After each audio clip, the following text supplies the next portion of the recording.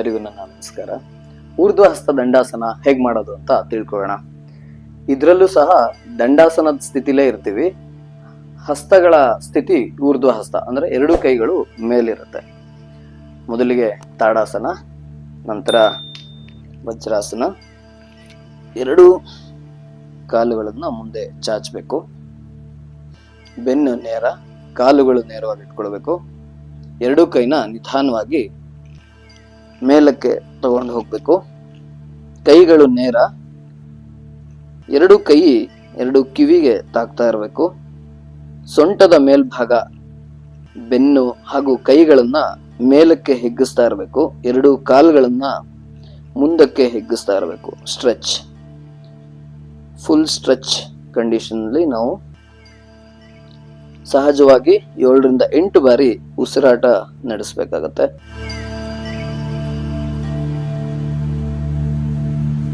ನಂತರ ನಿಧಾನವಾಗಿ ಕೈಗಳನ್ನ ಕೆಳಗಿಳಿಸ್ಬೇಕು. ಎರಡು ಪಾದಗಳು ಒಂದಡಿ ಅಂತರ ಕೊಡಬೇಕು. ಕೈ ಹೀಗೆ ಹಿಂದೆ ಇಟ್ಕೊಂಡು ಶಿಥಿಲ ದಂಡಾಸನದಲ್ಲಿ ವಿಶ್ರಾಂತಿ. ಎರಡು ಪಾದಗಳಿಗೂ ಕೂಡ ಚಾಲನೆ ಕೊಡ್ತಾ ವಿಶ್ರಾಂತಿ ಮಾಡಬಹುದು.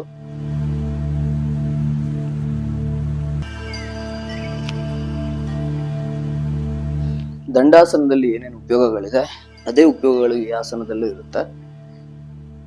ಕಾಲುಗಳ ಸ್ನಾಯುಗಳಿಗೆ ರಕ್ತ ಸಂಚಾರ ಚೆನ್ನಾಗಾಗೋದ್ರಿಂದ ಎರಡು ಕಾಲುಗಳು ಬಲಗೊಳ್ತಾ ಬರುತ್ತೆ. ಎರಡು ಕೈ ಊರ್ಧ್ವ ಹಸ್ತ ಸ್ಥಿತಿಲಿರೋದ್ರಿಂದ ರಕ್ತ ಸಂಚಾರ ಚೆನ್ನಾಗಾಗಿ ಕೈಗಳಲ್ಲಿ ಇರ್ತಕ್ಕಂಥ ನೋವುಗಳು ನಿವಾರಣೆ ಆಗ್ತಾ ಬರುತ್ತೆ. ಭುಜ ಹಾಗೂ ಕಂಕಳಿಗೂ ಸಹ ಒಳ್ಳೆಯ ವ್ಯಾಯಾಮ.